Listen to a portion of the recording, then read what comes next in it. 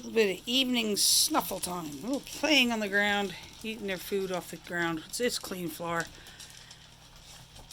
It gives them something else to do rather than just eating out of a bowl. Doesn't hurt them.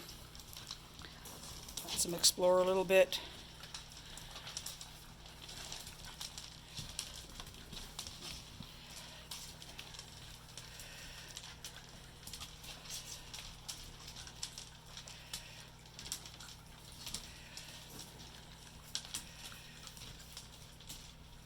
It's also a good way to slow puppies down, slow dogs down eating if they're real fast eaters.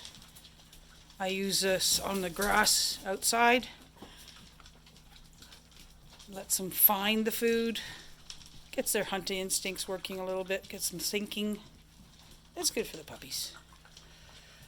At this age I don't do it, but when they're a little older I do, outside. Hi puppy. Is that good kibble? Hi puppies. Hi guys.